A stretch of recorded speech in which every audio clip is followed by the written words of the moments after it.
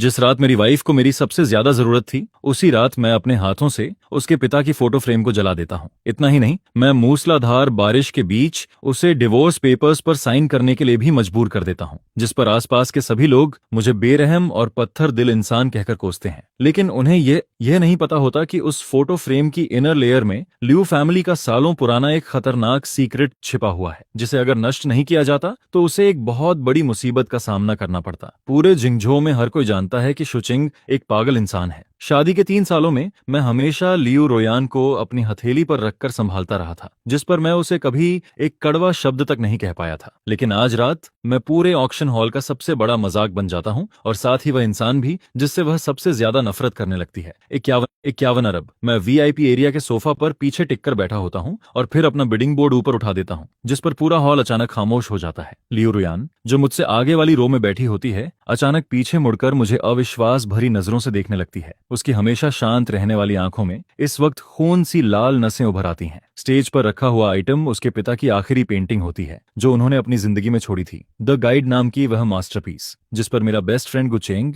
धीरे से मेरी कलाई पकड़ते हुए कहता है, शुचिंग, क्या तुम पागल हो गए हो? ये वही चीज है जिसे भाभी पिछले 3 सालों से ढूंढ रही हैं। फिर तुम उनसे बिडिंग क्यों कर रहे हो? लेकिन मैं उसकी बात का कोई जवाब नहीं देता और बस स्टेज की तरफ देखता रहता हूँ। तभी मेरा फोन वाइब्रेट करता है। यह रुयान का मैसेज होता है, शुचिंग, प्लीज अब और मत करो। ये पेंटिंग मेरे लिए बहुत इंपॉर्टेंट है, जिसे पढ़कर ऐसा लगता है जैसे कोई चाकू मेरे दिल में घुस गया हो। इंपॉर्टेंट। मुझे अच्छी तरह पता है कि यह उसके लिए कितनी इंपॉर्टेंट है, लेकिन मैं ये भी जानता हूं कि इस फ्रेम की इनर लेयर में लियू फैमिली की पुरानी इल्लीगल स्मगलिंग रिकॉर्ड्स वाली अकाउंट बुक छिपी हुई है। और आज रात इसी हॉल में कम से कम 3 खतरनाक ग्रुप्स इस पेंटिंग के पीछे पड़े हुए हैं। अगर यह पेंटिंग लियू रुयान के हाथ लग जाती है तो कल उसकी जिंदगी बर्बाद हो जाती। मैं गहरी सांस लेकर फोन स्क्रीन बंद कर देता हूं और कोई रिप्लाई नहीं करता, जिसके कुछ ही देर बाद उसका दूसरा मैसेज आता है, इसे मेरी रिक्वेस्ट समझ लो। यह शब्द मेरी आंखों में कांटे की तरह चुभ जाते हैं, जिस पर मैं अपनी आंखें बंद कर लेता हूं, और जब दोबारा खोलता हूं तो उनमें सिर्फ ठंडापन बचता है। 70 अरब। मैं एक बार फिर बिडिंग बोर्ड उठा देता हूं,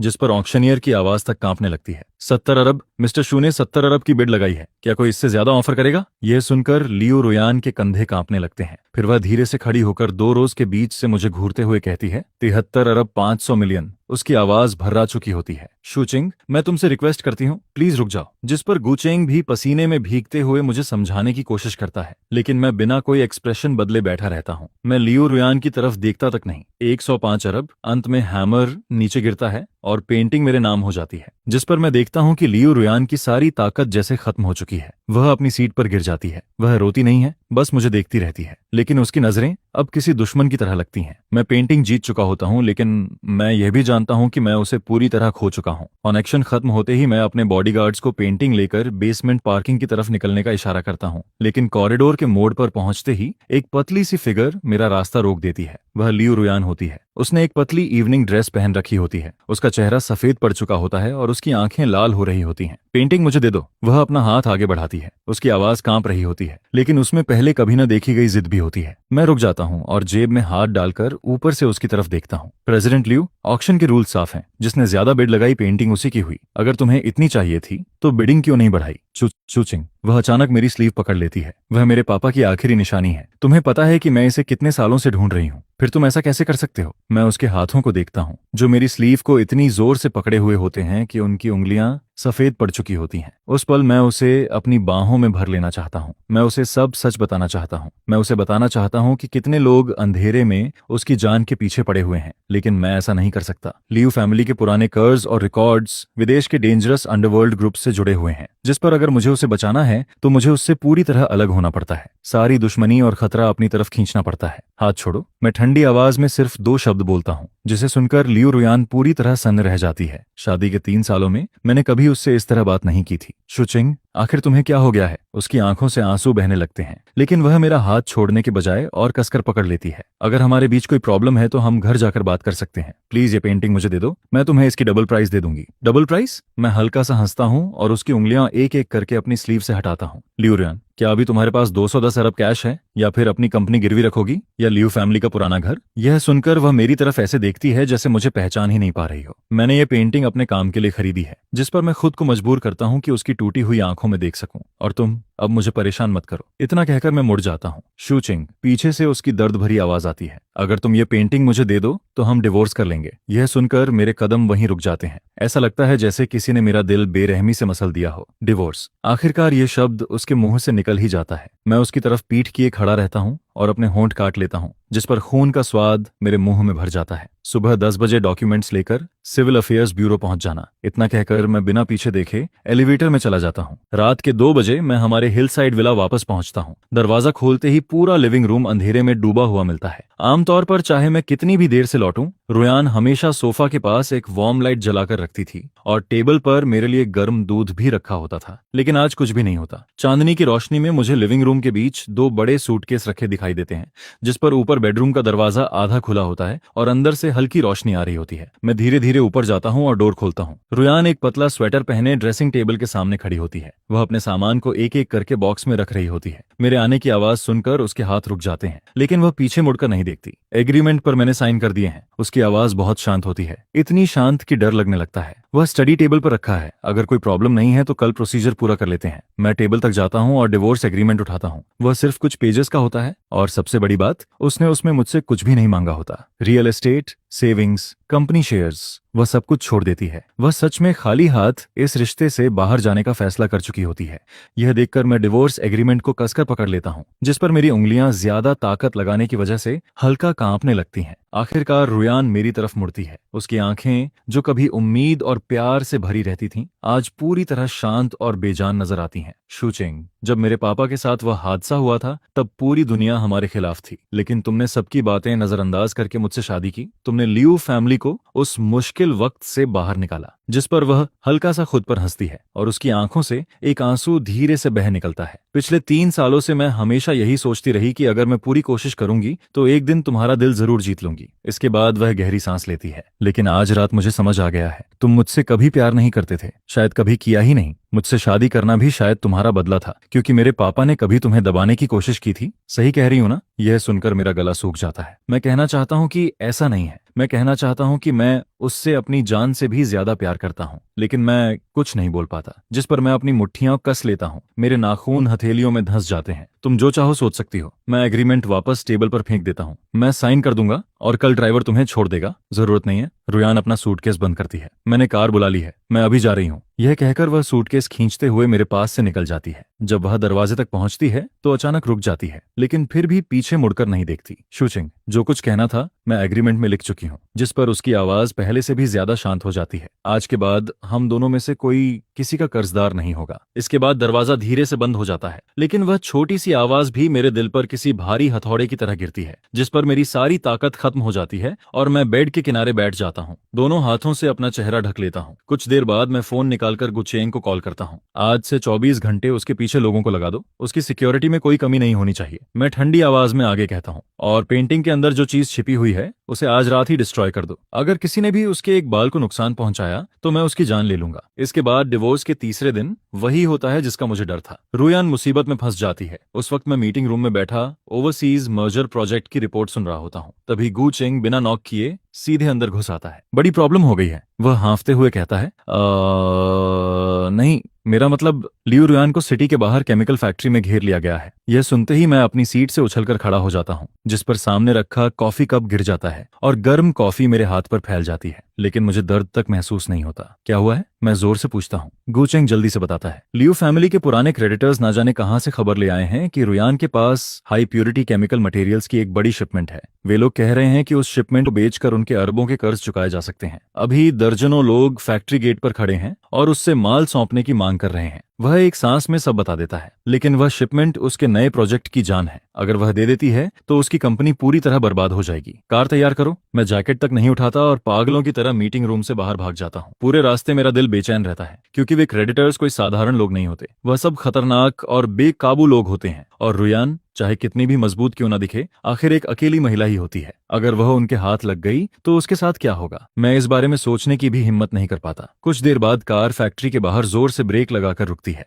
जिस पर मैं देखता हूँ कि मेन गेट पहले ही तोड़ा जा चुका होता है। अंदर सैकड़ों लोग जमा होते हैं। मैं कार का दरवाजा खोलकर तेजी से अंदर बढ़ता हूँ। भीड़ के बीच रुयान को कई टैटू वाले आदमी दीवार के कोने में घेर कर खड़े होते हैं। उसके बाल बिखरे हुए होते हैं, उसकी सफेद ऑफिस ड्रेस धूल से भर चुकी होती है, लेकिन इसके बावजूद उसकी कमर सीधी खड़ी होती है। मैं आखिरी बार कह रही हूँ, रुयान ठंडी आवाज में बोलती है। यह शिपमेंट मेरी कंपनी की लीगल प्रॉपर्टी है। अगर तुम लोग नहीं गए तो मैं पुलिस बुला दूंगी। उसकी आवाज थोड़ी कांप रही होती है, लेकिन वह खुद को मजबूत दिखाने की पूरी कोशिश करती है, जिस पर सामने खड़ा स्कार फेस आदमी हंस पड़ता है। कर्ज चुकाना दुनिया का नियम है। आज माल नहीं दिया तो यहाँ से कोई नहीं जाएगा। यह कहकर वह रुयान के कॉलर की तरफ हाथ बढ़ाता है। हाथ मत लगाना, मैं जोर से चिल्लाता हूँ। अगले ही पल मैं दौड़कर आगे जाता हूँ और एक जोरदार किक मारकर उस आदमी को दूर फेंक देता हूँ, जिस पर गुचेंग भी दर्जनों बॉडीगार्ड्स के साथ पीछे से पहुंच जाता है। कुछ ही सेकंड में हालात पलट जाते हैं और वही लोग घिर जाते हैं। मैं तेजी से रुयान के सामने पहुंचता हूँ। उसका पीला पड़ चुका चेहरा देखकर मेरा दिल दर्द से भर जाता है। मैं उससे पूछना चाहता हूँ कि वह ठीक है या नहीं। मैं उसे अपने पीछे छुपाना चाहता हूँ, लेकिन मैं ऐसा नहीं कर सकता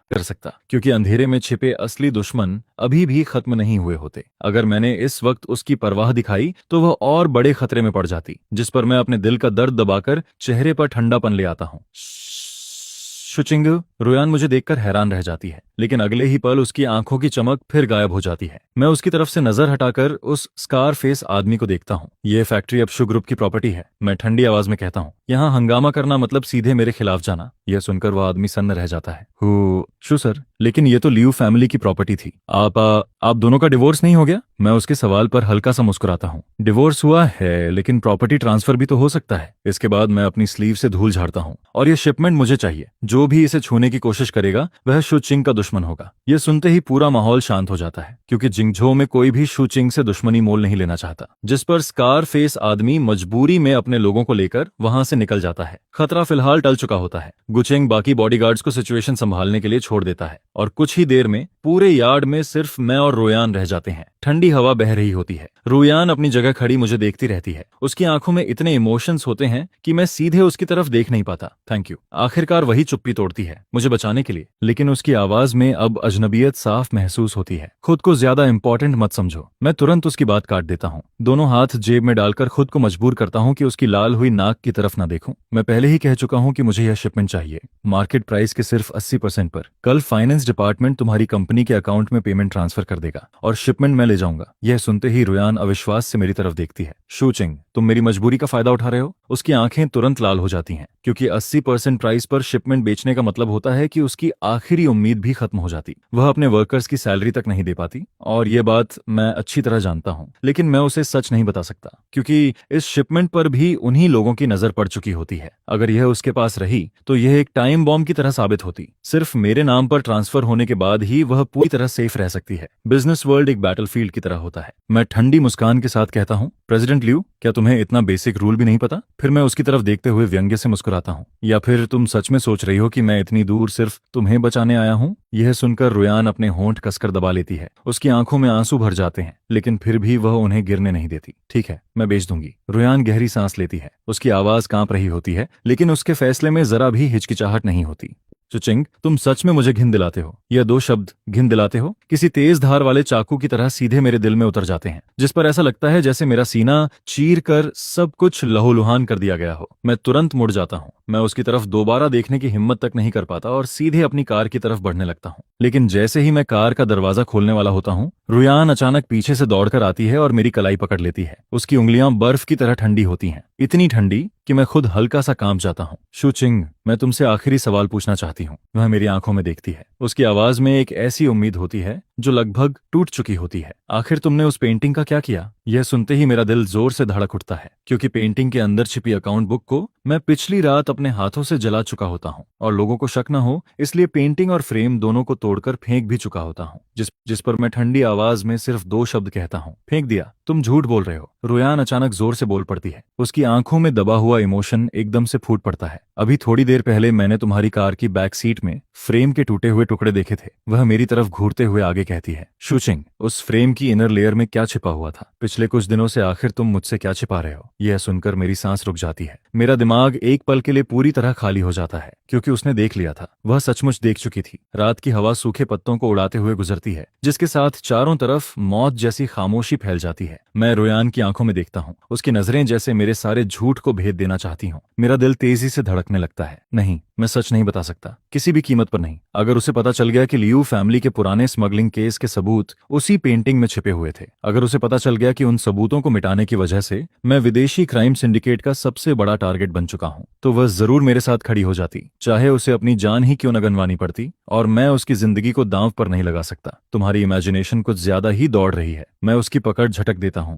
मेरी आंखों में कोई गर्माहट नहीं होती। मैंने उसे इसलिए तोड़ा क्योंकि मुझे तुम्हारी किसी भी चीज को देखना पसंद नहीं। इसके बाद मैं व्यंग्य से हंसता हूं। और यह फ्रेम वाली थ्योरी, रेयान, क्या तुमने डिटेक्टिव मूवीज कुछ ज्यादा नहीं देख ली? मेरे धक्के से वह 2 कदम पीछे हट जाती है, लगभग गिर ही पड़ती है, जिस पर वह मुझे खाली नजरों से देखने लगती है। उसकी आंखों में बची हुई आखिरी उम्मीद भी धीरे धीरे बुझने लगती है। मुझसे नफरत करते हो? वह बुदबुदाती है, फिर अचानक हंस पड़ती है, लेकिन वह हंसी रोने से भी ज्यादा दर्दनाक होती है। उसमें सिर्फ दर्द और निराशा भरी होती है। हाँ, सही है, सही है। जब तुम मुझसे इतनी नफरत करते हो तो मेरे लिए ऐसा कुछ क्यों करोगे? वह जल्दी से अपने आंसू पोंछती है, जिस पर उसकी आंखें फिर से खाली और बेजान हो जाती हैं। सॉरी प्रेसिडेंट शू, शायद मैं ही खुद को कुछ ज्यादा खास समझ बैठी थी। इसके बाद वह 1 कदम पीछे हटती है और मुझे गहरा झुककर प्रणाम करती है। कल शिपमेंट शू ग्रुप को भेज दिया जाएगा। आज के बाद लियू रुयान कभी तुम्हारे सामने नहीं आएगी। यह कहकर वह मुड़ जाती है। उसकी पतली सी परछाई धीरे धीरे अंधेरे में खोने लगती है और मैं वहीं खड़ा रह जाता हूँ। मेरे पैर जैसे जमीन में धंस चुके होते हैं। मैं उसके पीछे भागना चाहता हूँ।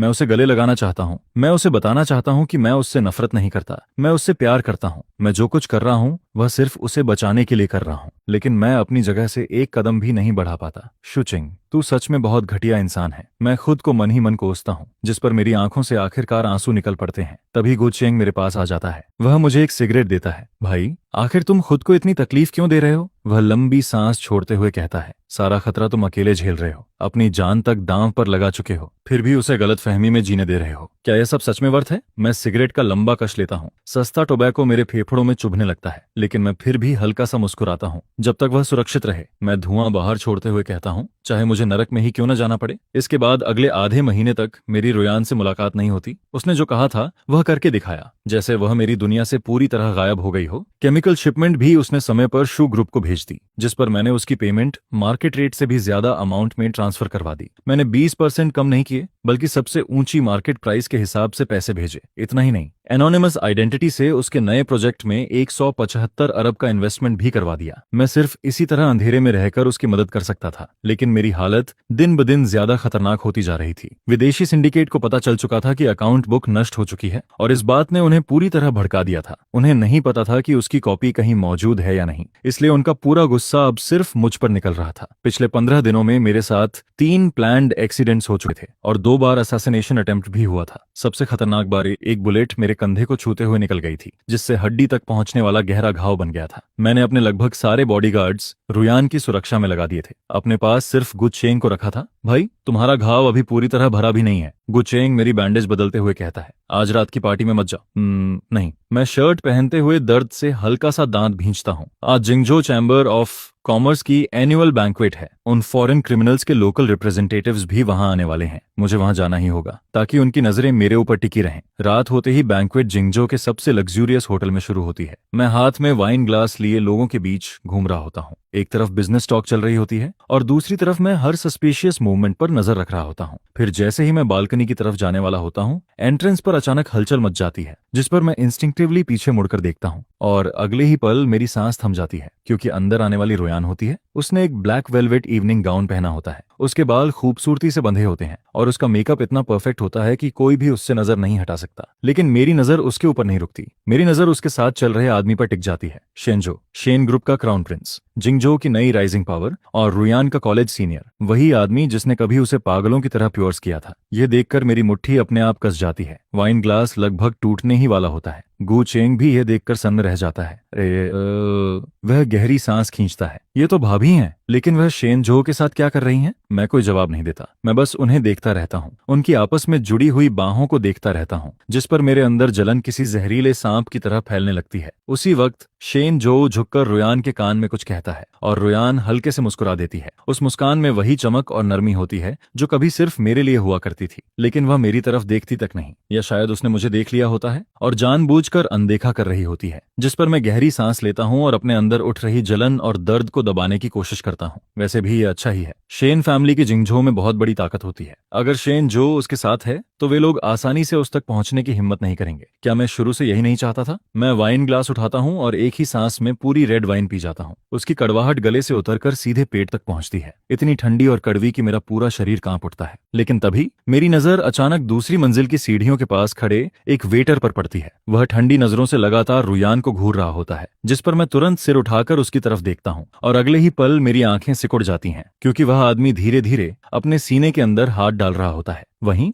जहां आमतौर पर वेपन छिपाया जाता है। मेरा दिल जोर से धड़क उठता है। उनका टारगेट मैं नहीं होता, उनका टारगेट रुयान होती है। मेरी आंखें खून से भर जाती हैं और मैं बिना कुछ सोचे भीड़ को धक्का देता हुआ उसकी तरफ दौड़ पड़ता हूं। उधर वह असासिन जो वेटर के भेष में होता है मुझे अपनी तरफ आते देख एक पल के लिए रुक जाता है। उसे समझ आ जाता है कि अब गन निकालने का समय नहीं बचा, जिस पर उसकी आंखों में खतरनाक चमक उभर आती है। अगले ही पल उसकी कलाई घूमती है और उसकी स्लीव के अंदर से एक चमकदार डैगर बाहर निकल आती है। उस ब्लेड पर जहरीली नीली चमक दिखाई दे रही होती है। स्पष्ट था कि उस पर पॉइजन लगा हुआ था। वह किसी जहरीले सांप की तरह झपटता है और सीधा रुयान की गर्दन की तरफ वार करता है। यह देखकर आसपास के लोग डर से चीख पड़ते हैं। शेन जो सबसे करीब खड़ा होता है, लेकिन आखिर वह एक अमीर घर का यंग मास्टर ही होता है। ऐसी सिचुएशन का सामना उसने कभी नहीं किया होता, जिस पर उसका पूरा शरीर वहीं जम जाता है। उसी जानलेवा पल में मैं पूरी ताकत से शेन जो को धक्का मारकर दूर फेंक देता हूँ और उसी मोमेंटम में रुयान को अपनी बाहों में खींच लेता हूँ। फिर मैं अपना शरीर घुमाता हूँ और अपनी पीठ उसके सामने कर देता हूँ। अगले ही पल छपाक, वह जहरीला डैगर मेरी पीठ में गहराई तक धंस जाता है। कपड़े चीरता हुआ सीधा मांस में उतर जाता है, लेकिन मुझे वैसा दर्द महसूस नहीं होता जैसा मैंने सोचा था। मुझे सिर्फ एक बर्फ जैसी ठंडक महसूस होती है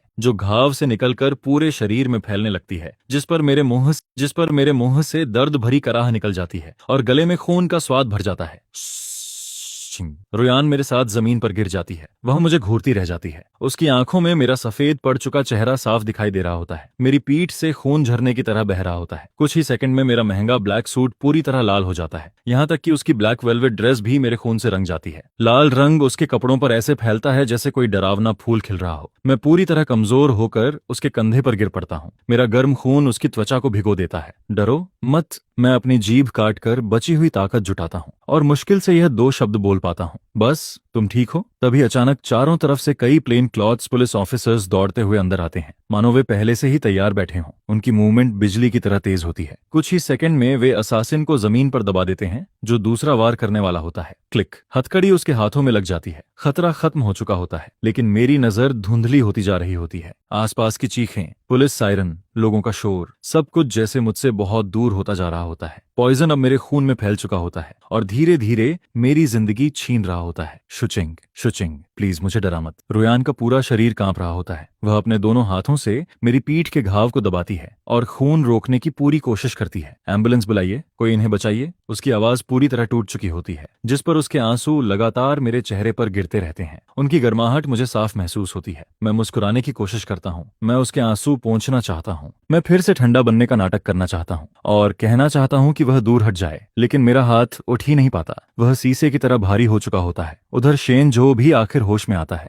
उसका चेहरा पूरी तरह सफेद पड़ चुका होता है। वह कांपते हाथों से इमरजेंसी नंबर डायल करता है। कॉल खत्म होने के बाद वह रुयान को देखता है, जो खून के बीच घुटनों के बल बैठी रो रही होती है। फिर वह मेरी तरफ देखता है और भारी सांस छोड़ता है। प्रेसिडेंट लियू, रोना बंद करो, घाव दबाकर रखो वरना खून नहीं रुकेगा। रुयान लगातार सिर हिलाती है। वह मुझे और कसकर पकड़ लेती है और इतना रो रही होती है कि ठीक से सांस तक नहीं ले पा रही होती। क्यों? वह टूटे हुए स्वर में पूछती है। तुम मुझसे नफरत करते थे ना, फिर मेरे लिए ये सब क्यों किया? क्यों? यह सुनकर शेन जो कड़वी हंसी हंस देता है और सीधे जवाब दे देता है, जिस पर मेरा दिल एकदम डूब जाता है। शेन जो चुप। मैं उसे रोकना चाहता हूँ, मैं चिल्लाना चाहता हूँ, लेकिन मेरे मुंह से सिर्फ कमजोर आवाजें निकलती हैं और खून लगातार मेरे होंठों से बहता रहता है। शेन जो मेरी वार्निंग भरी नजरों को देखता है, लेकिन इस बार वह पीछे नहीं हटता। वह सिर हिलाता है। शुचिंग, तुम मरने वाले हो, आखिर कब तक सच छिपाओगे? इसके बाद वह रुयान की तरफ मुड़ता है। उसकी आंखों में जटिल भाव होते हैं। प्रेसिडेंट लियू, ध्यान से देखो, ये आदमी अपनी जान देकर तुम्हें बचा रहा है और आज रात मैं तुम्हारा बॉयफ्रेंड नहीं हूँ।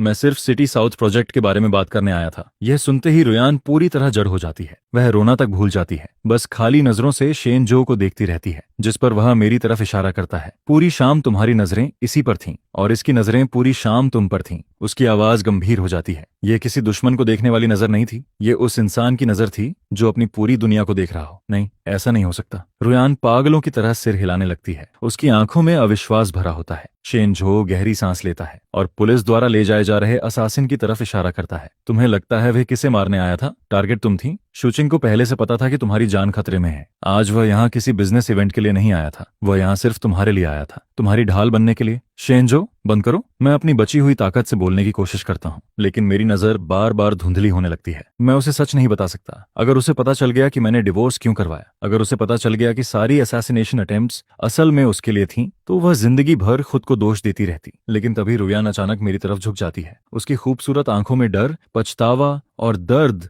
एक साथ भर जाता है। उसकी सारी मानसिक दीवारें उसी पल टूट जाती हैं। आखिर तुमने मुझसे कितना कुछ छिपाया है? वह रोते हुए पूछती है। पेंटिंग, वह शिपमेंट, डिवांस, क्या यह सब झूठ था? क्या तुम हमेशा से मुझे बचा रहे थे? जिस पर वह मुझे कसकर अपनी बाहों में भर लेती है। उसकी सिसकियां रुक ही नहीं रही होती। बोलो शुचिंग, मैं तुम्हें मरने नहीं दूंगी, मैं बिल्कुल तुम्हें मरने नहीं दूंगी। 3 साल का जो कर्ज मैं तुम पर था वो अभी तक पूरा चुका भी नहीं पाया था, फिर मैं मरने की हिम्मत कैसे कर सकता हूँ? नुयेन की टूटी हुई हालत को देखकर ऐसा लगता है जैसे मेरे दिल को कोई अदृश्य हाथ बेरहमी से कुचल रहा हो। सॉरी नुयेन, शायद इस बार मैं सच में अपना वादा नहीं निभा पाऊंगा। जहर और ज्यादा खून बहने की वजह से मेरे शरीर की आखिरी ताकत भी खत्म हो चुकी थी। मेरी सांसें धीरे धीरे कमजोर होती जा रही थीं और मेरी पलकें इतनी भारी हो गई थीं कि अब खुल ही नहीं पा रही थीं। तभी होटल के बाहर आखिरकार एम्बुलेंस का सायरन सुनाई देता है, जिस पर तेज कदमों की आवाज और स्ट्रेचर के पहियों की खड़खड़ाहट एक साथ गूंजने लगती है। पेशेंट का बहुत ज्यादा खून बह चुका है, साथ में जहर के भी लक्षण हैं। जल्दी डिफाइब्रेटर तैयार करो। जिस पर मेडिकल स्टाफ तेजी से अंदर दौड़कर आता है और मुझे न्यू येन की बाहों से जबरदस्ती अलग कर देता है। उन्हें मत छुओ,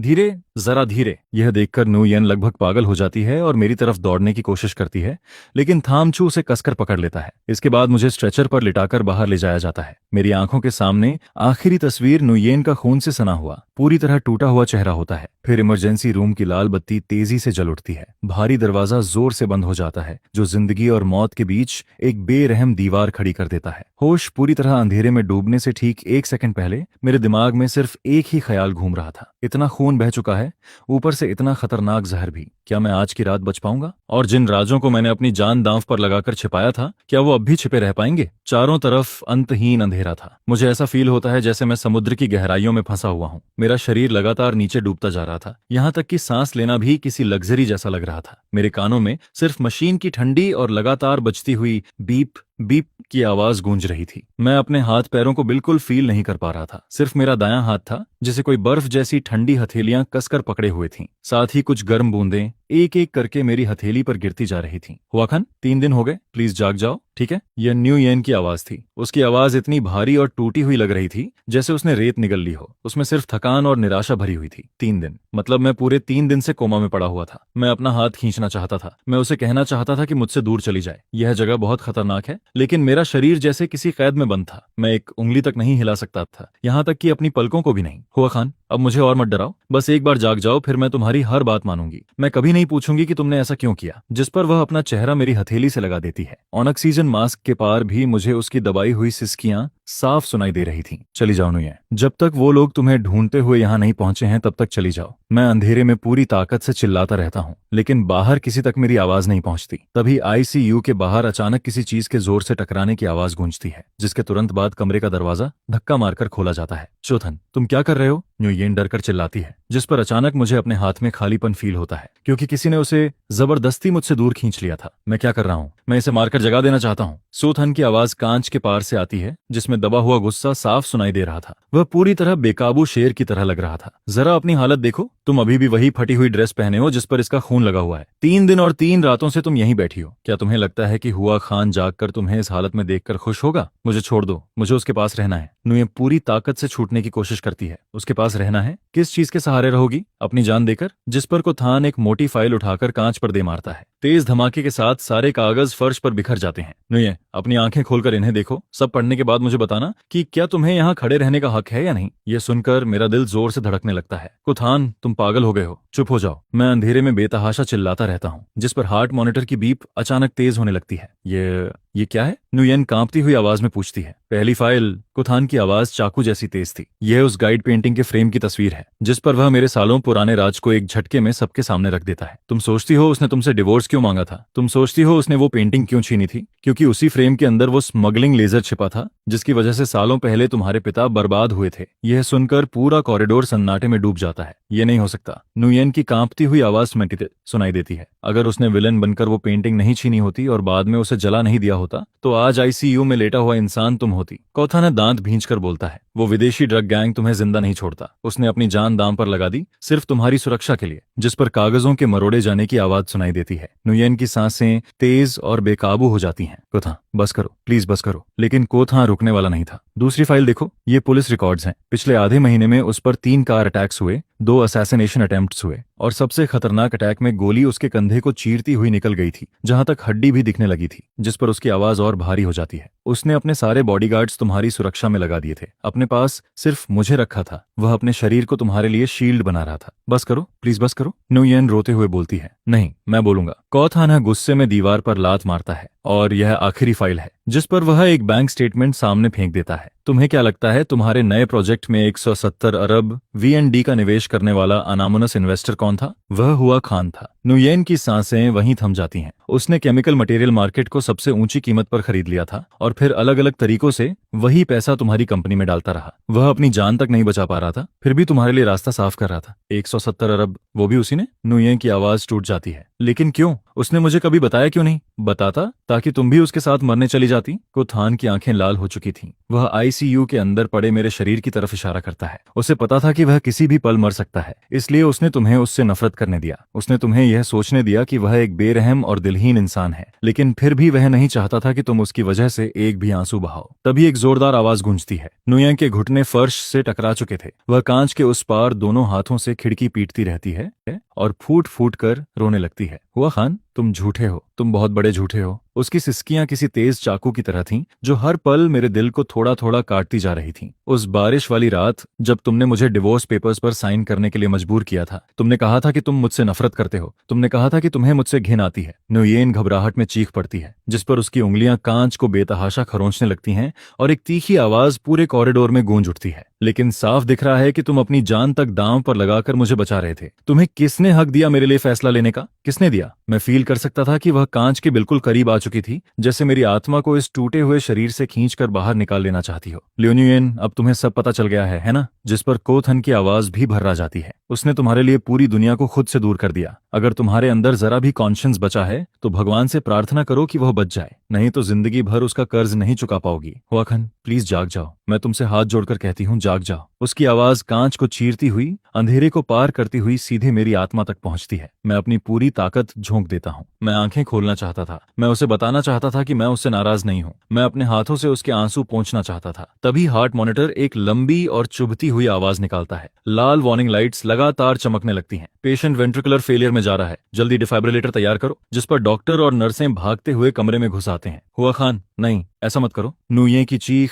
दरवाजे के बाहर ही रुक जाती है। 200 जूल चार्ज करो, सब पीछे हटो। अगले ही पल एक जबरदस्त करंट मेरे सीने से गुजरता है। मेरा शरीर बेड पर बेकाबू होकर उछल जाता है। होश दोबारा अंधेरे में डूबने से ठीक पहले मैं आखिरकार उस अंधेरे की आखिरी दीवार तोड़ देता हूँ। बड़ी मुश्किल से मेरी आंखें खुलती हैं। धुंधली नजर के बीच मुझे कांच के बाहर वही खून से सने कपड़े पहने हुई औरत दिखाई दे रही है। वह पूरी तरह टूट चुकी थी। उसके पैर जवाब दे चुके थे और वह जमीन पर गिर चुकी थी, दोनों हाथ अपने सीने पर रखे हुए, जैसे दर्द की हद पार कर चुकी हो। नुये, मत रो। अगर मुझे दोबारा मौका मिले तो मैं फिर भी तुम्हें खुद से दूर ही धकेलूंगा। लेकिन तभी एक और जोरदार इलेक्ट्रिक शॉक लगता है, बुम, और मेरी पूरी दुनिया फिर से मौत जैसी खामोशी में डूब जाती है। आखिरकार उस अनंत अंधेरे में एक दरार पड़ती है। तेज एंटीसेप्टिक की गंध मेरी नाक में भर जाती है। मैं मुश्किल से अपनी पलकें उठाता हूँ। धुंधली नजर धीरे धीरे साफ होने लगती है। सबसे पहले सफेद और ठंडी हॉस्पिटल लाइट्स दिखाई देती हैं और साथ में मशीनों की लगातार आती बीप बीप मेन की आवाज।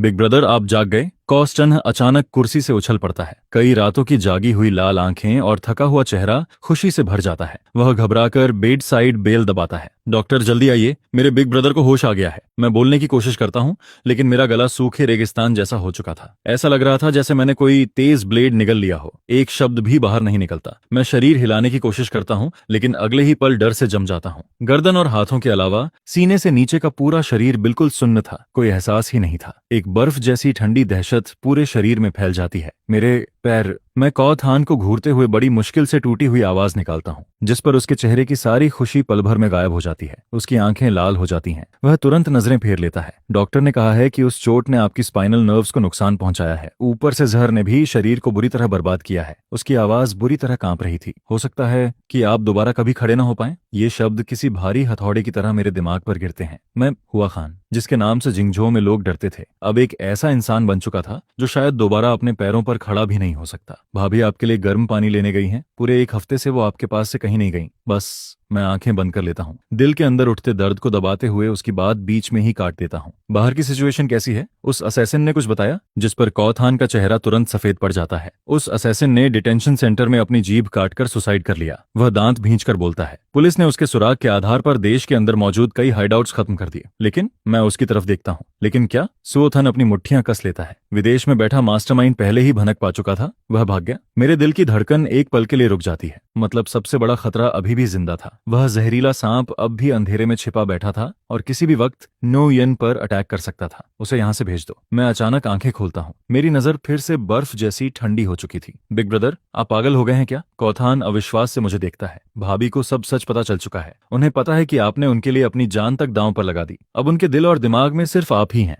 ऐसे समय पर आप उन्हें दूर भेजना चाहते हैं? मैंने कहा, उसे अभी के अभी यहाँ से भेज दो। मैं इतना उत्तेजित हो जाता हूँ कि पीठ का घाव फिर से दर्द करने लगता है। आंखों के आगे अंधेरा छाने लगता है। ठंडा पसीना पूरे हॉस्पिटल गॉन को भिगो देता है। उसी समय कमरे का दरवाजा धीरे से खुलता है। हुआ खान, एक कांपती हुई आवाज सुनाई देती है, जिस पर गर्म पानी का बर्तन उसके हाथों से छूटकर जमीन पर गिर जाता है। पानी पूरे फर्श पर फैल जाता है। मैं धीरे से सिर घुमाता हूँ। दरवाजे पर खड़ी औरत को देखकर मेरा दिल रुक सा जाता है। नुये ने एक साधारण सफेद शर्ट पहन रखी थी। उसका चेहरा बुरी तरह कमजोर हो चुका था। आंखों के नीचे गहरे काले घेरे थे। होंठ सूख कर फट चुके थे। जो औरत कभी जिंगझो के बिजनेस वर्ल्ड पर राज करती थी, जो हमेशा चमकती रहती थी, आज वह किसी नाजुक पोर्सिलेन डॉल की तरह लग रही थी, जो हल्का सा छूने पर भी टूट जाए। जैसे ही उसने मेरी खुली हुई आंखें देखी, उसके आंसू बहने लगते हैं। वह पागलों की तरह मेरी तरफ दौड़ आती है। तुम जाग गए, आखिरकार तुम जाग गए। उसकी आवाज कांप रही थी। वह मेरा चेहरा छूने के लिए हाथ बढ़ाती है, लेकिन अगले ही पल डर जाती है कि कहीं मुझे दर्द न हो जाए। उसका हाथ हवा में ही रुक जाता है। उसे इस हालत में देखकर मेरा दिल खून के आंसू रोने लगता है। मैं उसे अपनी बाहों में भर लेना चाहता था। मैं उसे बताना चाहता था कि मैं अभी जिंदा हूँ। मैं उसे बताना चाहता था कि मैं उससे कितना प्यार करता हूँ, लेकिन मैं ऐसा नहीं कर सकता था। वह पागल मास्टरमाइंड अभी भी बाहर था और मेरी हालत ऐसी थी कि मैं खुद की रक्षा भी नहीं कर सकता था। फिर मैं उसे कैसे बचाता? मैं अपनी जीभ जोर से काट लेता हूँ। दर्द की मदद से खुद को शांत करता हूँ। फिर अपना चेहरा दूसरी तरफ घुमा लेता हूँ और एक बार फिर वही ठंडा मुखौटा पहन लेता हूँ। तुम यहाँ क्या कर रही हो? मेरी आवाज लोहे की तरह सख्त और ठंडी थी, जिस पर नुयेन का हाथ हवा में ही रुक जाता है। वह स्तब्ध होकर मुझे देखती है। हुआखन, तुम क्या कह रहे हो? मैं हूँ नुयेन। मैं अंधा नहीं हूँ। मैं उसकी तरफ मुड़कर उसे ऊपर से नीचे तक बेहद नफरत भरी नजर से देखता हूँ। क्या हुआ? मुझे जिंदा देखकर निराश हो गई, या फिर तुम यहाँ मेरा तमाशा देखने आई हो? वह कहता है। तुम कैसी बातें कर रहे हो? जिसके जवाब में नुयेन के आंसू और भी तेजी से बहने लगते हैं। चौथन ने मुझे सब कुछ बता दिया है। अब मुझे उस पेंटिंग का राज भी पता चल गया है। मुझे ये भी पता है कि तुमने मुझे डिवोर्स के लिए क्यों मजबूर किया, और ये भी कि तुमने मेरी जगह वो नाइफ अटैक अपने ऊपर लिया था। हुआखन, अब मुझे और झूठ मत बोलो प्लीज। मुझे खुद से दूर मत धकेलो, ठीक है? वह रोते रोते लगभग अपनी आवाज खो बैठती है, जिस पर उसके दोनों हाथ सफेद बेड शीट को कसकर पकड़ लेते हैं। वो बेवकूफ कौथान सच में अपना मुंह बंद रखना नहीं जानता। मैं हल्का सा हंसता हूँ, जिस पर मेरी आंखों में और भी ज्यादा क्रूरता भर जाती है। हाँ, मैंने तुम्हारी जगह वो वार अपने ऊपर लिया था, लेकिन उससे क्या फर्क पड़ता है? मैं हमेशा अपनी मर्जी से काम करता हूँ। मुझे किसी का एहसान लेकर जीना पसंद नहीं है। सालों पहले तुम्हारे पिता ने मेरी मदद की थी। ये वार बस उसी एहसान का बदला था। इसे लियू फैमिली का कर्ज चुकाना समझ लो। मैं नहीं मानती।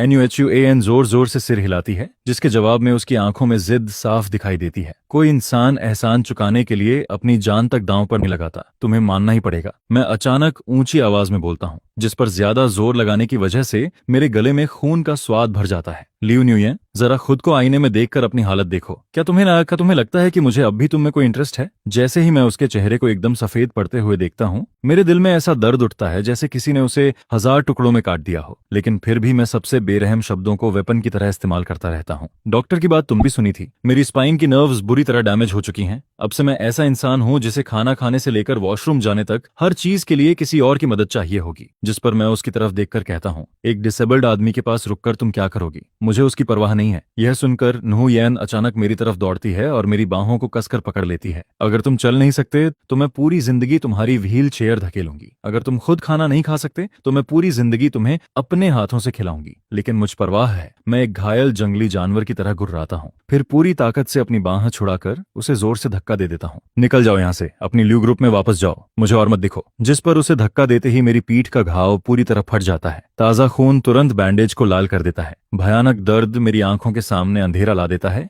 और ठंडा पसीना झरने की तरह बहने लगता है। मैं बड़ी मुश्किल से सांस लेता हूँ। वहीं NUYN लड़खड़ाते हुए पीछे गिर जाती है और ठंडी फर्श पर बैठ जाती है। वह मेरे दर्द से कांपते शरीर को देखती है, मेरे खून से भीगे हॉस्पिटल क्लॉथ्स को देखती है, जिस पर अचानक उसके आंसू रुक जाते हैं। पिछले 3 सालों की तरह इस बार वह पीछे नहीं हटती। वह चुपचाप जमीन पर बैठी रहती है, लेकिन उसकी हमेशा शांत रहने वाली आंखों में इस वक्त ऐसी आग जल रही होती है जिसे देखकर मैं भी डर जाता हूँ। हुआ खाना। वह धीरे धीरे खड़ी होती है और एक एक कदम चलते हुए मेरे बेड तक पहुंचती है। तुम आखिर कब तक यह नाटक करते रहोगे? उसकी आवाज बेहद शांत होती है, लेकिन उसमें ऐसी ताकत छिपी होती है जो मेरे सारे झूठ को आर पार देख लेती है, जिस पर मैं एक पल के लिए घबरा जाता हूँ और मजबूरी में हंस पड़ता हूँ। तुम क्या बकवास कर रही हो? मैंने कहा ना, यहाँ से निकल जाओ। क्या इंसानों की भाषा समझ नहीं आती? तभी व्हील की तेज आवाज मेरी बात बीच में ही काट देती है। न्हू-येन अपना बैग खोलती है और उसके अंदर से एक पतली फाइल निकालती है। वह वही डिवोर्स पेपर्स होते हैं जिन पर उसने आधे महीने पहले उस तूफानी रात में खुद साइन किया था। उसकी आंखें लाल हो जाती हैं। फिर वह दोनों हाथों से उन पेपर्स को पकड़ती है और एक झटके में फाड़ देती है। 3 साल के रिश्ते की सारी टूटन उन कागजों के साथ बिखर जाती है। वह उन्हें 2 टुकड़ों में फाड़ती है, फिर 4 टुकड़ों में और आखिर में पूरी तरह चिथड़े कर देती है। इसके बाद वह उन टुकड़ों को हवा में उछाल देती है। सफेद कागज के टुकड़े सर्दियों की बर्फ की तरह उड़ते हुए मेरे बेड पर गिरते हैं, मेरे चेहरे पर गिरते हैं और हमारे बीच मौजूद उस ठंडी खाई पर भी गिरते हैं जिसने हमें अलग कर रखा था। लियू न्यूयेन, क्या तुम पागल हो गई हो? मैं जोर से चिल्लाता हूँ, लेकिन मेरा दिल बेकाबू होकर धड़क रहा होता है। हाँ, मैं पागल हो गई हूँ, तुम्हारी वजह से पागल हो गई हूँ। यह कहकर वह झुक जाती है और दर्द से कांप रहे मेरे हाथों को मजबूती से पकड़ लेती है। उसकी हथेलियां अब ठंडी नहीं होती, उनमें गर्माहट भरी होती है। वह अपना गाल मेरी हथेली से लगाती है, जिस पर उसके गर्म आंसू मेरी उंगलियों के बीच बहने लगते हैं। हुआखन, तुम्हारा यह नाटक अब खत्म हो चुका है। वह सिर उठाकर सीधा मेरी आंखों में देखती है। उसकी आवाज नरम होती है, लेकिन उसका फैसला पत्थर की तरह अटल होता है। पिछले 3 साल तुमने मेरी रक्षा की, हर अंधेरे और हर खतरे को मुझसे दूर रखा। अब मेरी बारी है तुम्हारी रक्षा करने की। वह झुककर कांपते हुए अपने होंठ मेरे माथे पर रखती है और धीरे धीरे कहती है, चाहे तुम डिसेबल्ड हो जाओ, चाहे मौत ही क्यों ना आ जाए, मैं तुम्हारा हाथ कभी नहीं छोड़ूंगी। मौत भी हमें अलग नहीं कर सकती। उसके ये शब्द सुनते ही मेरे दिल की आखिरी दीवार भी टूट जाती है। मैं उसकी चमकती और दृढ़ आंखों को देखता हूँ। मेरा गला भर आता है और आंखों में जलन होने लगती है। अब मैं अपनी नकली बेरुखी को और ज्यादा देर तक बनाए नहीं रख पाता। मैं उसका हाथ कसकर पकड़ लेता हूँ, जैसे अपनी जिंदगी की आखिरी रोशनी को पकड़ रहा हूँ। नुये, मैं भर्राई हुई आवाज में उसका नाम पुकारता हूँ, जिस पर आखिरकार मेरी आंखों से भी आंसू बह निकलते हैं। वह मुस्कुराती है और रोते हुए अपना सिर मेरी गर्दन में छिपा लेती है, लेकिन तभी मेरी नजर उसके कंधे के पार जाकर कमरे के बंद दरवाजे पर टिक जाती है, जिस पर मेरी आंखों की सारी नरमी तुरंत बर्फ जैसी ठंडी हो जाती है। उस गिरोह का असली मास्टरमाइंड अभी भी बाहर छिपा हुआ है। यह थोड़ी सी गर्माहट शायद आने वाले तूफान से पहले की आखिरी शांति है। क्या अंधेरे में छिपी वह जहरीली नजरें हमें दोबारा एक होते हुए चुपचाप देखती रहेंगी? मैं NUYN को और कसकर अपनी बाहों में भर लेता हूँ। अगर अब उसे खुद से दूर नहीं कर सकता तो इस बार चाहे मेरा शरीर पूरी तरह टूट क्यों न जाए, मैं उन गटर में छिपे हुए कीड़ों को घसीटकर नरक तक जरूर ले जाऊंगा। रात के 2 बजे होते हैं। जिंगजो फर्स्ट हॉस्पिटल का VIP वार्ड मौत जैसी खामोशी में डूबा हुआ होता है। बाहर मूसलाधार बारिश लगातार बरस रही होती है। तेज हवा बारिश की बूंदों को खिड़कियों से टकरा रही होती है, जिससे डरावनी धप धप की आवाजें गूंज रही होती हैं। कॉरिडोर की फ्लोरेसेंट लाइट्स खराब वोल्टेज की वजह से बार बार झपक रही होती हैं और उनमें से बिजली की चटचटाहट सुनाई दे रही होती है। मैं व्हील चेयर पर बैठा अंधेरे के सबसे गहरे कोने में छिपा रहता हूँ। मेरे पैरों में अब भी बिल्कुल एहसास नहीं होता जैसे वे 2 सड़ी हुई लकड़ियां हों, लेकिन इस वक्त मेरा दिमाग पहले से कहीं ज्यादा सतर्क होता है। मेरे शरीर की हर मसल पूरी तरह तनाव में होती है। कुछ दूरी पर मौजूद हॉस्पिटल बेड पर एक इंसानी आकृति चादर के नीचे लेटी हुई दिखाई देती है। मोटा सफेद ब्लैंकेट उसे पूरी तरह ढके रहता है। बेड के पास रखा वेंटिलेटर लगातार एक समान आवाज निकाल रहा होता है। मेरे दाहिने हाथ में पुलिस द्वारा तैयार किया गया special high voltage stun gun कसकर पकड़ा हुआ होता है। मेरी हथेलियां ठंडे पसीने से भीगी होती हैं। तभी कान में लगे मिनी कम्युनिकेशन डिवाइस से क्रिमिनल इन्वेस्टिगेशन टीम के कैप्टन लाओ चेन की धीमी आवाज सुनाई देती है। चीफ शू, मछली कांटे में फंस चुकी है, टारगेट अंदर आ चुका है।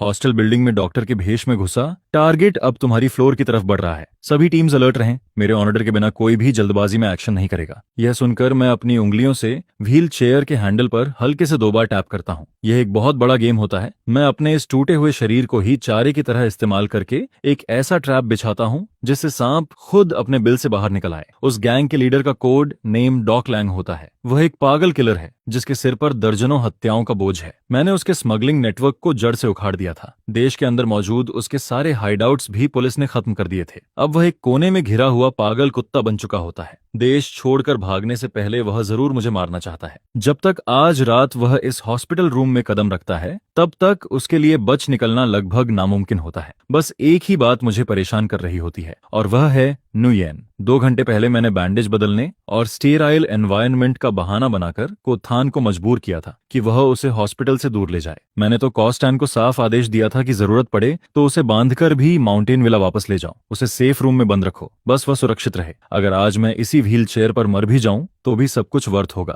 तभी बाहर कॉरिडोर से बहुत हल्के कदमों की आवाज सुनाई देती है। रबर सोल ठंडी टाइल्स पर रगड़ खा रही होती है। इस गहरी खामोशी में वह आवाज किसी आरी की तरह मेरी नसों को काटती हुई महसूस होती है। कुछ ही पल बाद वे कदम मेरे रूम के बाहर आकर रुक जाते हैं। डोर हैंडल बहुत धीरे धीरे नीचे दबता है, इतना धीरे कि कोई आवाज तक नहीं होती। दरवाजा थोड़ा सा खुलता है जिस पर अंदर एंटीसेप्टिक की तेज गंध फैल जाती है, लेकिन उसके साथ एक और स्मेल भी आती है, खून की गंध। वही गंध जो सालों तक नाइफ पर चिपकी रहती है। एक आदमी सफेद डॉक्टर कोट और मेडिकल मास्क पहने हुए धीरे से अंदर घुसता है।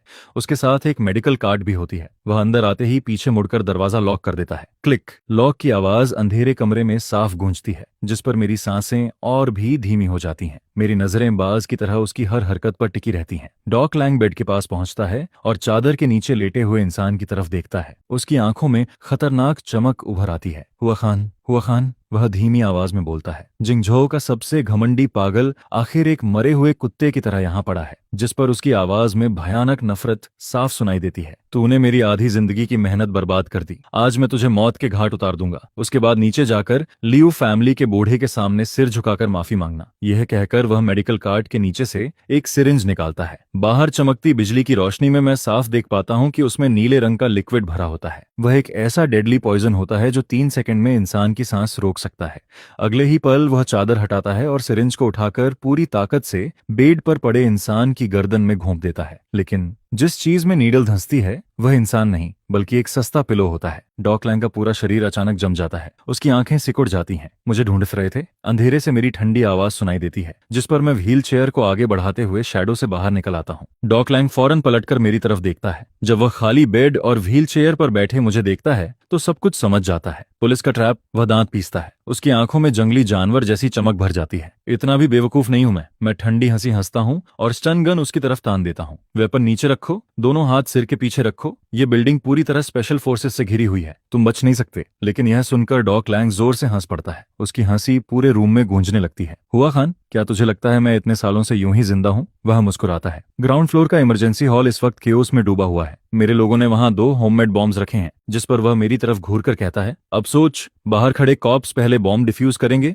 या फिर तेरे जैसे डिसेबल्ड आदमी को बचाने आएंगे? यह सुनते ही मेरा दिल डूब जाता है। उसी समय कम्युनिकेशन डिवाइस में लाओ चेन की घबराई हुई आवाज सुनाई देती है। हुआ खान, ग्राउंड फ्लोर पर इमरजेंसी सिचुएशन हो गई है। बॉम्ब ब्लास्ट का रिस्क है। हमारे लोग फिलहाल फंसे हुए हैं। अटैक टीम को तुम्हारे पास पहुंचने में कम से कम 3 मिनट लगेंगे। किसी तरह 3 मिनट तक टिके रहो। 3 मिनट आम हालात में यह आधी सिगरेट पीने जितना समय होता, लेकिन एक प्रोफेशनल किलर के सामने यह मुझे 100 बार मारने के लिए काफी था। डॉक लैंग भी यह बात अच्छी तरह जानता होता है। वह मास्क उतार देता है। उसके चेहरे पर आंख से लेकर ठुड्डी तक एक लंबा भयानक स्कार दिखाई देता है। वह सिरिंज फेंक देता है और अपनी कमर से एक साइलेंस्ड पिस्टल निकाल लेता है। काली गन बैरल सीधी मेरे माथे पर टिक जाती है। 3 मिनट काफी है। मैं तुझे छलनी कर दूंगा और वेंटिलेशन डक्ट से निकल जाऊंगा। वह अपने होंठ चाटता हुआ धीरे धीरे मेरी तरफ बढ़ने लगता है, जिस पर मैं उसकी गन को घूरता रहता हूँ। मेरा दिमाग पूरी स्पीड पर काम कर रहा होता है। मेरे पैर बेकार हो चुके हैं। मैं डॉज भी नहीं कर सकता। स्टन गन की इफेक्टिव रेंज सिर्फ 5 मीटर होती है और वह मुझसे 6 मीटर से भी ज्यादा दूर खड़ा होता है। वह बहुत सावधान है।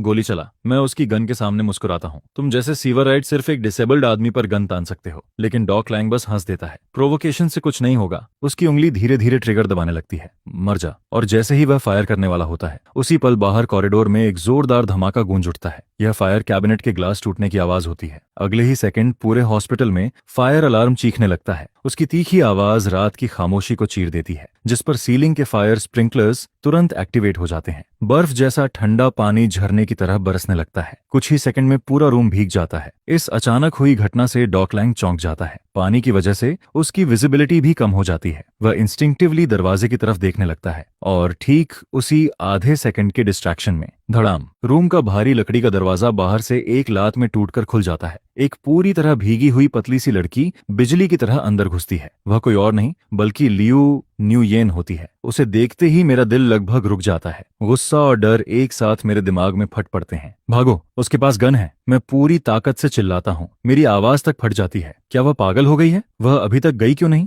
डॉक लैंग भी पलटकर नुयेन को देखता है, जिस पर उसकी आंखों में पागल खुशी चमक उठती है। बहुत सही समय पर आई हो। एक के साथ एक फ्री। वह तुरंत गन उसकी तरफ घुमाता है, लेकिन नुयेन उसे फायर करने का मौका ही नहीं देती। वह न पीछे हटती है, न बचने की कोशिश करती है, न ही पलक झपकाती है। उसके हाथ में 10 किलो से भी भारी फायर एक्सटिंग्विशर होता है, जिस पर वह बिना एक पल गनवाए सेफ्टी पिन खींचती है, फिर सीधा नोजल डॉक लैंग के चेहरे की तरफ तान देती है और पूरी ताकत से ट्रिगर दबा देती है। हाई प्रेशर ड्राई पाउडर एक सफेद तूफान की तरह फट पड़ता है। अगले ही पल पूरा डॉक लैंग उस सफेद धुएं में गायब हो जाता है। उसकी आंखों में पाउडर घुस जाता है, जिस पर तेज जलन की वजह से वह दर्द से चीख उठता है। उसके हाथ की गन भी रिफ्लेक्स में ट्रिगर दबा देती है। बैंग बैंग, साइलेंसर लगी गन से निकली 2 बुलेट्स नुयेन के कंधे को छूती हुई निकल जाती हैं और पीछे लगी वॉल लाइट को तोड़ देती हैं। नुयेन! मेरी आंखें खून जैसी लाल हो जाती हैं। मैं व्हील चेयर से कूदकर उसके सामने आने की कोशिश करता हूं ताकि उसकी जगह बुलेट खा सकूं, लेकिन मेरे बेकार हो चुके पैर मेरा साथ नहीं देते। मैं सीधे पानी से भीगी फर्श पर गिर पड़ता हूं, जिस पर मैं सिर्फ बेबस होकर उसे देख सकता हूं। वही लड़की जो कभी पानी की बोतल तक नहीं खोल पाती थी, आज सफेद पाउडर के बीच खड़ी होकर ऐसा काम कर रही होती है जिससे मेरी रूह तक कांप उठती है। वह खाली हो चुका फायर एक्सटिंग्विशर फेंक देती है, फिर दोनों हाथों से उस भारी लाल स्टील सिलेंडर को कसकर पकड़ लेती है। वह दौड़कर स्पीड लेती है और पूरी ताकत से उसे डॉक लैंग के घुटने पर दे मारती है। क्रैक! हड्डी टूटने की डरावनी आवाज पूरे रूम में गूंज जाती है।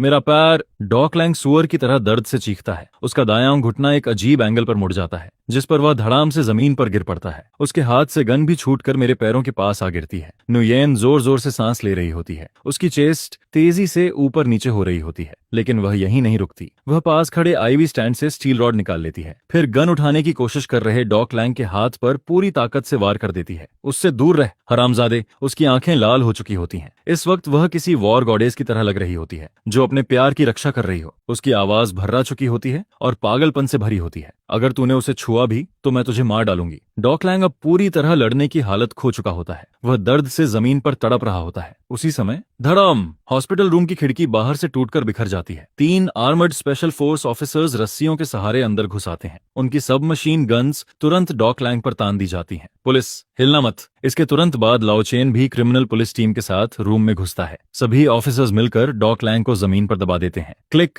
हैंडकफ्स की आवाज गूंजती है और उसी पल इस शैतान की क्राइम स्टोरी हमेशा के लिए खत्म हो जाती है। इसे ले जाओ, लाओचेन आदेश देता है, जिस पर 2 ऑफिसर्स डॉक लैंग को मरे हुए कुत्ते की तरह घसीटते हुए बाहर ले जाते हैं। अब खतरा पूरी तरह खत्म हो चुका होता है। फायर अलार्म बंद हो चुका होता है। स्प्रिंकलर सिस्टम भी रुक चुका होता है। पूरा रूम अस्त व्यस्त पड़ा होता है। फर्श पर पानी फैला होता है। उसमें सफेद पाउडर घुला हुआ होता है। सब कुछ किसी अजीब ड्रीम जैसा लग रहा होता है। लाओचेन मेरे पास आता है और मुझे उठाकर फिर व्हील चेयर पर बैठा देता है, फिर मेरे कंधे पर हाथ मारता है। हुआ खान, तेरी किस्मत सच में बहुत बड़ी है। वह हंसता है। ग्राउंड फ्लोर वाले बॉम्बेस नकली निकले। वह कमीना सिर्फ साइकोलॉजिकल प्रेशर बना रहा था, जिस पर वह नुयेन की तरफ देखकर मुस्कुराता है। लेकिन तेरी वाइफ तो तुझसे भी ज्यादा खतरनाक निकली। उसकी आंखों में साफ रिस्पेक्ट दिखाई दे रही होती है। इसके बाद वह अपनी टीम को लेकर बाहर निकल जाता है। दरवाजा धीरे से बंद हो जाता है और पूरी दुनिया में सिर्फ हम दोनों रह जाते हैं। मैं व्हील चेयर पर बैठा होता हूँ। पूरा शरीर भीग चुका होता है। मेरे हाथ अब भी बेकाबू होकर कांप रहे होते हैं। अभी अभी मौत के इतने करीब जाने की वजह से नहीं, बल्कि उसके बाद आई उस भयानक दहशत की वजह से। अगर अभी डॉक लैंग की बुलेट नुयेन को लग जाती, मैं आगे सोचने की हिम्मत भी नहीं कर पाता। तभी नुयेन के हाथ से स्टील रॉड गिरकर फर्श पर खनकती है। वह मुड़कर मेरी तरफ देखती है। उसकी सफेद शर्ट पूरी तरह भीगकर शरीर से चिपकी होती है। उसके बाल बिखरे हुए गालों से चिपके होते हैं। चेहरा धूल और पाउडर से भरा होता है। उसके कंधे पर बुलेट के छूकर निकलने से कपड़ा फट गया होता है। वहीं से हल्का खून भी बह रहा होता है। मैं उसे घूरता हूँ। मेरी आवाज डरावनी तरह से भर्रा चुकी होती है। मेरे सीने में गुस्सा और डर दोनों साथ फट रहे होते हैं। क्या तुम पागल हो गई हो? मैं चीख पड़ता हूँ। मैंने कौथान को तुम्हें पे ले जाने के लिए कहा था, फिर तुम वापस क्यों आई? जिस पर मैं और जोर से चिल्लाता हूँ। तुम्हें पता भी है अभी कितना खतरा था, लेकिन वह कुछ नहीं कहती, बस चुपचाप मुझे देखती रहती है। क्या तुम खुद को सुपर हीरो समझती हो? मैं व्हील चेयर के हैंडल को कसकर पकड़ लेता हूँ। मेरी आंखें लाल हो जाती हैं। सिर्फ एक फायर एक्सटिंग्विशर लेकर तुम एक प्रोफेशनल किलर से लड़ने दौड़ पड़ी। अगर तुम मर जाती, मेरी आवाज अचानक टूट जाती है, तो फिर पिछले 3 सालों में मैंने जो कुछ किया उसका मतलब क्या रह जाता? बोलो, उसका मतलब क्या रह जाता? मेरी दहाड़ पूरे रूम में गूंज जाती है, जिस पर नुयेन की आंखें भी लाल हो जाती हैं। लेकिन वह बहस नहीं करती। वह बस धीरे धीरे मेरी तरफ चलने लगती है। उसके कदमों से पानी में हल्की आवाजें उठती हैं। वह मेरे सामने आकर रुकती है, फिर धीरे से घुटनों के बल बैठ जाती है। उसकी आंखों में अब न शिकायत होती है न निराशा, सिर्फ दर्द और अटूट दृढ़ता होती है। वह अपने कांपते हुए हाथ उठाती है, फिर बहुत प्यार से मेरे गाल को सहलाती है। हुआ खन? उसकी आवाज बहुत धीमी होती है, लेकिन उसमें दिल को पिघला देने वाली ताकत होती है।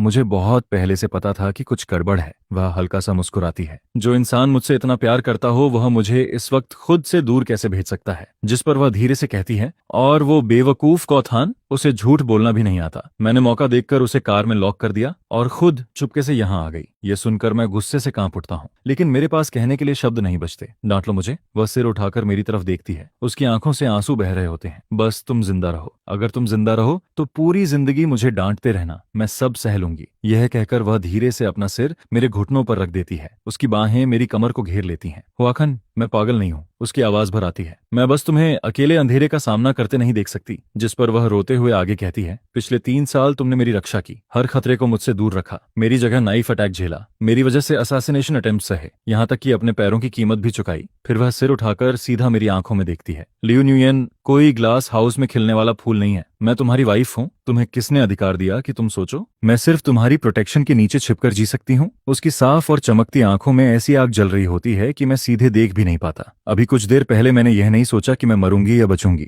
मेरे दिमाग में सिर्फ एक बात थी, जो भी तुम्हें नुकसान पहुंचाएगा मैं उसकी जान ले लूंगी। उसकी बात सुनकर मेरा दिल जोर से कांप उठता है। मेरे अंदर का सारा गुस्सा, सारा डर, सारी बेचैनी एक पल में गायब हो जाती है। मैं उसके जख्मी हाथों को देखता हूँ, उसके कंधे पर बहते खून को देखता हूँ। मेरा गला भर आता है, आंसू अपने आप बहने लगते हैं। मैं कांपते हुए हाथों से उसके भीगे बालों को छूता हूँ, फिर उसे अपनी बाहों में कसकर भर लेता हूँ। पागल लड़की, मैं उसकी पेशानी से अपना माथा टिकाता हूँ। तुम सच में बहुत बड़ी पागल लड़की हो। मैं येन को अपनी बाहों में कसकर पकड़ लेता हूँ, जैसे उसे अपनी हड्डियों तक में बसा लेना चाहता हूँ। जिस पर मैं धीरे धीरे उसकी खुशबू को फील करता हूँ, उसकी धड़कती हुई हार्ट बीट को महसूस करता हूँ, जबकि येन भी मुझे कसकर गले लगा लेती है और मेरी बाहों में फूट फूट कर रोने लगती है। उसके आंसुओं में मौत के मुंह से बच निकलने की खुशी भी होती है और पिछले 3 सालों से दबा हुआ सारा दर्द भी, जिसके साथ साथ उसके दिल में जमा सारी बेचैनी भी इस पल बाहर निकलती चली जाती है, जो देखकर ऐसा लगता है कि खिड़की के बाहर चल रहा तूफान भी जाने कब का थम चुका है। आसमान में छाए घने बादल धीरे धीरे बिखर जाते हैं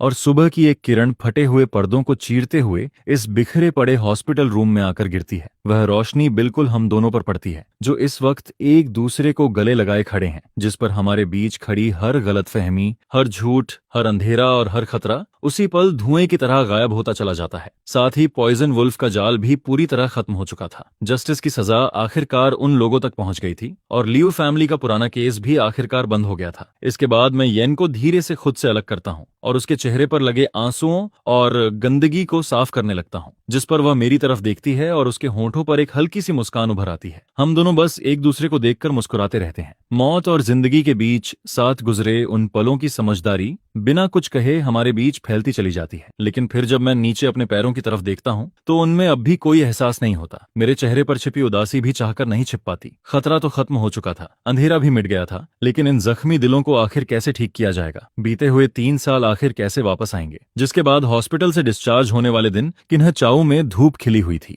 मैं व्हील चेयर पर बैठा हॉस्पिटल के बाहर गुजरती गाड़ियों को देख रहा होता हूँ। तभी कौथान मेरी व्हील चेयर को धक्का देने के लिए आगे बढ़ता है, जिस पर मैं धीमी लेकिन भारी आवाज में कहता हूँ, थान तुम वापस जाओ। मैं व्हील चेयर के पहियों को मजबूती से पकड़ लेता हूँ। यह सुनकर कौ थान हैरान रह जाता है। भैया, आप पागल हो गए हैं क्या? भाभी अभी भी विला में आपका इंतजार कर रही हैं। आपकी हालत ऐसी है, आपको घर वापस चलना चाहिए। जिस पर मैं ठंडी नजरों से उसकी तरफ देखता हूँ। कौत्था दांत भींच लेता है, लेकिन आखिर में मेरी बात मानकर वहां से चला जाता है। हालांकि जाते वक्त भी वह बार बार पीछे मुड़कर मुझे देखता रहता है। इसके बाद मैं खुद डिसेबल्ड पीपल के लिए बनी एक टैक्सी बुलाता हूँ। ड्राइवर मुझसे पूछता है, सर कहाँ जाना है? जिस पर मैं खिड़की के बाहर चमकती धूप को काफी देर तक देखता रहता हूँ। फिर धीरे से कहता हूँ, ईस्ट साइड वाले बीच पर चलो। वह जगह जहाँ 3 साल पहले मेरी और लियू न्यूयेन की पहली मुलाकात हुई थी। समुद्र की नमकीन हवा मेरे चेहरे से टकराती है। ड्राइवर मेरी व्हीलचेयर को बीच के लकड़ी वाले रास्ते पर चढ़ा देता है और फिर वहां से चला जाता है, जिसके बाद वहां सिर्फ मैं अकेला रह जाता हूँ। मैं धीरे धीरे व्हीलचेयर आगे बढ़ाने लगता हूँ। रास्ते के दोनों तरफ फैला समुद्र सुनहरी रोशनी में चमक रहा होता है। सामने डूबता हुआ सूरज पूरे समुद्र को लाल और नारंगी रंग में रंगता चला जाता है। फिर मैं रास्ते के आखिरी छोर पर पहुंचकर रुक जाता हूँ और अपने उन पैरों की तरफ देखता हूँ जो एक पतले कंबल के नीचे ढके हुए हैं। वे पूरी तरह सुन्न पड़े थे। पॉइजन वुल्फ का केस खत्म हो चुका था। लियू फैमिली का नाम भी साफ हो चुका था। अंधेरे में छिपे सारे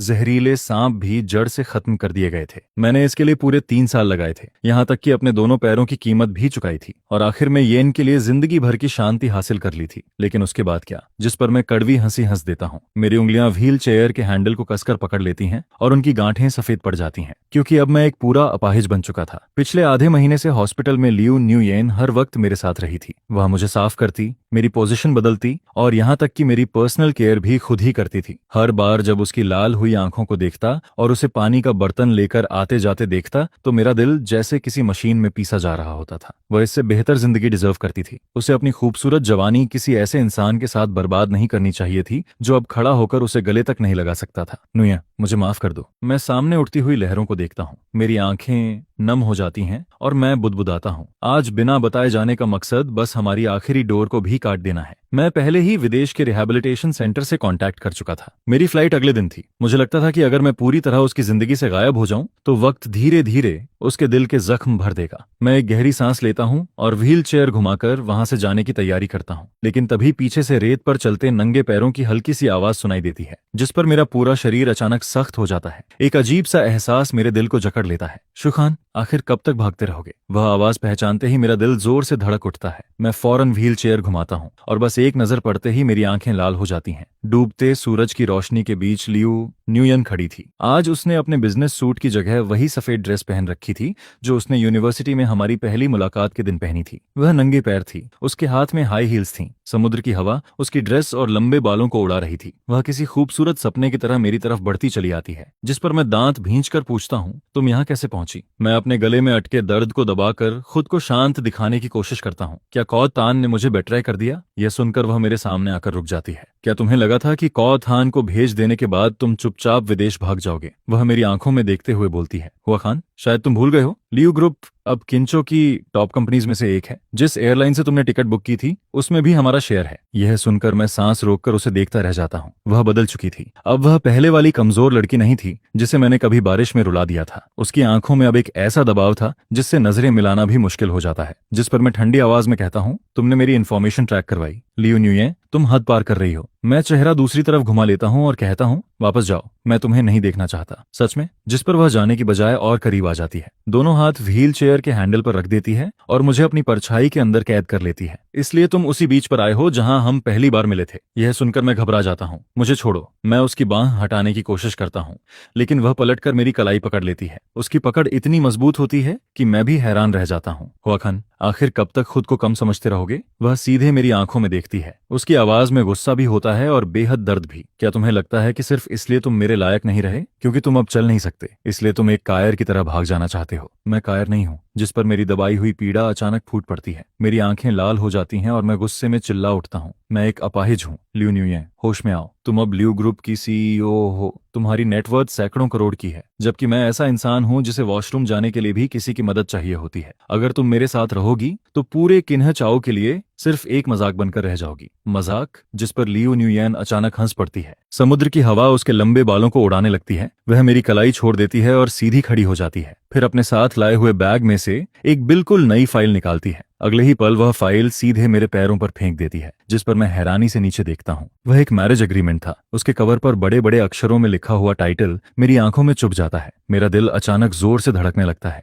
आधे महीने पहले मैंने उसी लड़की को डिवोर्स पेपर पर साइन करने के लिए मजबूर किया था, उसे खाली हाथ घर से निकल जाने पर मजबूर किया था। लेकिन आज वह मेरे सामने मैरिज एग्रीमेंट लेकर खड़ी थी, जिस पर मेरे मन में एक ही सवाल उठता है, क्या वह मेरा मजाक उड़ा रही है या फिर मुझ पर तरस खा रही है? लेकिन उसकी आंखों में दिख रही दृढ़ता देखकर मैं कांपते हाथों से वह एग्रीमेंट खोलता हूँ। मुझे लगा था कि अंदर प्रॉपर्टी क्लॉजेस भरे होंगे, प्रीन्योप्टियल कंडीशंस होंगी, एसेट्स डिस्ट्रीब्यूशन की लंबी लंबी टर्म्स लिखी होंगी। लेकिन जैसे ही मैं पन्ने पलटता हूँ, मैं पूरी तरह स्तब्ध रह जाता हूँ, क्योंकि पूरे 3 पन्ने बिल्कुल खाली थे। आखिरी पेज पर सिग्नेचर वाली जगह के ऊपर सिर्फ एक लाइन लिखी हुई थी, साफ सुथरी हैंडराइटिंग में, शुखान की बाकी पूरी जिंदगी लियू न्यूयन की होगी। यह एग्रीमेंट हमेशा के लिए वैलिड रहेगा। जिस पर मेरा दिमाग पूरी तरह खाली हो जाता है। ऐसा लगता है जैसे मेरे शरीर का सारा खून एक ही पल में आंखों तक पहुंच गया हो। मेरे हाथ बुरी तरह कांपने लगते हैं। ये क्या है? मेरी आवाज इतनी भर्रा जाती है कि खुद मुझे भी मुश्किल से सुनाई देती है। जिस पर लियू न्यूयन धीरे धीरे मेरे सामने बैठ जाती है। वह दोनों हाथों से मेरा चेहरा थाम लेती है। उसकी आंखों में चमकता हुआ उजाला पीछे फैले तारों भरे आसमान से भी ज्यादा खूबसूरत लग रहा होता है। फिर उसके होंठों पर एक ऐसी मुस्कान उभरती है जिसमें शरारत भी होती है और प्यार भी। मतलब बहुत सिंपल है, उस वक्त तुमने मुझे खाली हाथ घर से निकाल दिया था, अब मेरी बारी है हिसाब बराबर करने की। यह कहते हुए वह मेरे और करीब झुक जाती है। उसकी गर्म सांसें मेरे चेहरे से टकराने लगती हैं। शुखन, बॉस लियो के पास अब सैकड़ों करोड़ की प्रॉपर्टी है और मैं तुम्हें पूरी जिंदगी अपने पास रखना चाहती हूँ। तो बताओ, साइन करोगे या नहीं? पूरी जिंदगी अपने पास रखना। ये 4 शब्द किसी बॉम्ब की तरह मेरे दिल पर गिरते हैं और मेरे अंदर सालों से खड़ी इंफीरियोरिटी की दीवार को पूरी तरह तोड़ देते हैं। मैं सामने खड़ी उस खूबसूरत लड़की को देखता हूँ, उस लड़की को जो बिना कुछ बचाए पूरी तरह मेरी तरफ दौड़कर आई थी, जो हर दर्द, हर मुश्किल और हर आंसू के बाद भी मेरा हाथ छोड़ने को तैयार नहीं थी। और फिर 3 सालों से दबे हुए मेरे सारे आंसू आखिरकार बाहर निकल आते हैं। तुम पागल हो क्या? मैं रोते हुए उसे डांटता हूँ। मैं अब कभी खड़ा नहीं हो पाऊंगा। हो सकता है पूरी जिंदगी इस व्हील चेयर पर बैठा रहूं। लेकिन वह तुरंत मेरी बात काट देती है। तो मैं पूरी जिंदगी तुम्हारी व्हील चेयर धक्का दूंगी। उसकी आवाज में जरा भी हिचकिचाहट नहीं होती। जिस पर मैं फिर कहता हूँ, मेरा स्वभाव खराब है, मैं अक्सर गुस्सा करता हूँ। लेकिन वह फिर मेरी बात बीच में ही रोक देती है। तो मैं सह लूंगी। अब उसकी आंखों से भी आंसू बह रहे होते हैं, लेकिन चेहरे पर मुस्कान पहले से ज्यादा चमक रही होती है। हुआखन, तुम मुझ पर 3 साल का कर्ज चढ़ाकर बैठे हो और तुम्हें अपनी पूरी जिंदगी लगाकर वह कर्ज चुकाना होगा। इस बार तुम भाग नहीं सकते। समुद्र की हवा लगातार बहती रहती है, लहरें चट्टानों से टकराकर गूंजती रहती हैं, लेकिन उस वक्त मेरे कानों में सिर्फ उसकी आवाज सुनाई दे रही होती है। मैं उसके हाथ में पकड़े हुए पेन को देखता हूँ और चाहकर भी अब कोई इनकार नहीं कर पाता। अगले ही पल मैं वह पेन दूर फेंक देता हूँ। जिस पर लियू न्यूयन हैरानी से मुझे देखती है, लेकिन इससे पहले कि वह कुछ समझ पाती, मैं उसे अपनी बाहों में खींच लेता हूँ। मैं अपनी पूरी ताकत से उसे सीने से लगा लेता हूँ, जैसे उसे हमेशा के लिए अपनी रूह में बसा लेना चाहता हूँ, जैसे अब कभी उसे खुद से दूर नहीं होने देना चाहता। अब कभी अलग नहीं होंगे। मैं उसके कान के पास रोते हुए फुसफुसाता हूँ। मेरी आवाज कांप रही होती है, लेकिन मेरा फैसला पहले से ज्यादा मजबूत होता है। जिस जिंदगी का कर्ज मैं तुम पर चढ़ा चुका हूँ, उसे चुकाने के लिए मैं खुद को तुम्हें सौंपता हूँ। जिस पर लियू न्यूयन भी मेरे गले से लिपट जाती है। वह मेरे कंधे पर सिर रखकर फूट फूट कर रोने लगती है। धीरे धीरे सूरज पूरी तरह होराइजन के पीछे छिप जाता है और रात के आसमान में अनगिनत तारे चमकने लगते हैं। व्हील चेयर के पास हमारी लंबी परछाइयां खिंच जाती हैं। जो साल हमने खो दिए थे, जो दर्द हमने झेले थे, जो गलतफहमियां हमारे बीच खड़ी थीं, आखिरकार उन सब को सबसे खूबसूरत और सबसे सुकून भरा अंत मिल जाता है और हमारी बाकी की जिंदगी असल में अब जाकर शुरू होती है।